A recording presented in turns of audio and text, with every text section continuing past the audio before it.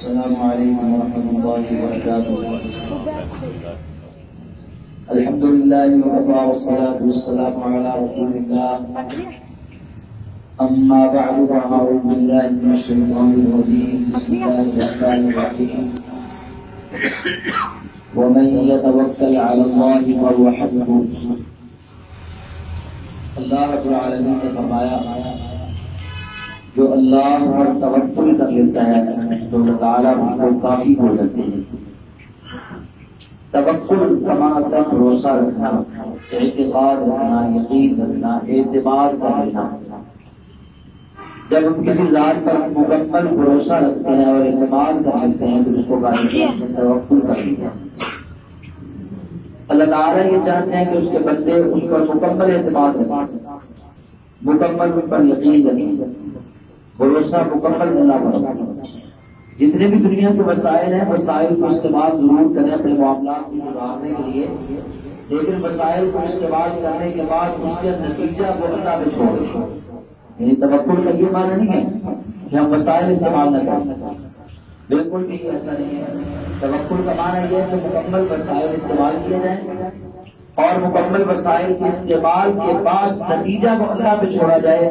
اللہ چاہے تو ان وسائل کو فائدہ مند بنا دے، اللہ چاہے تو ان کو بیکار کر دے۔ تو جو شخص اللہ پر مکمل بھروسہ کر لیتا ہے تو وہ حسبہ، اللہ تعالیٰ اس کو کافی ہو جاتا ہے۔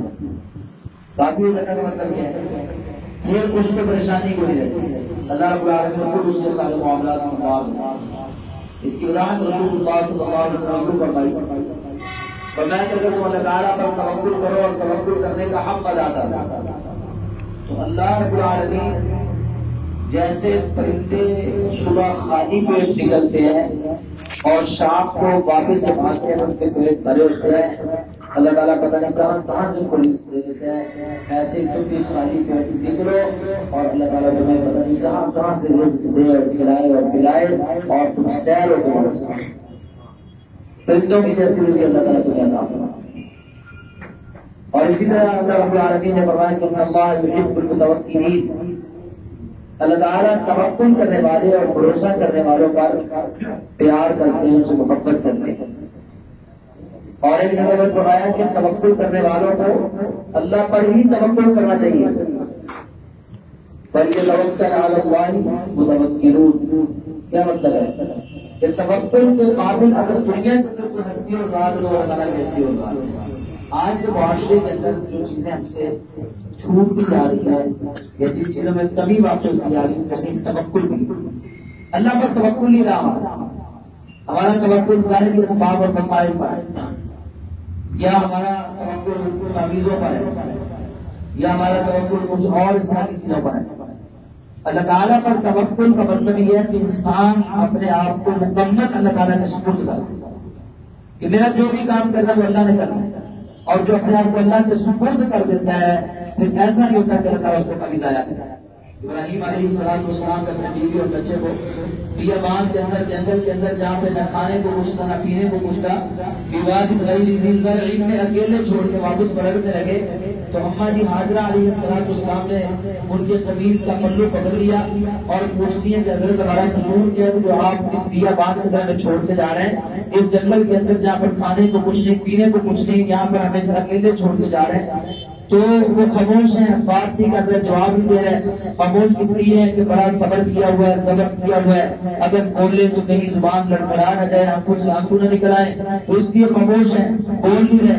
اگر میں لڑکھڑا گیا، میرا توکل کمزور پڑ گیا، صبر کمزور پڑ گیا تو یہ تو پہلے ہی کمزور ہے۔ تو بالآخر اماں جی ہاجرہ علیہ السلام نے ایک سوال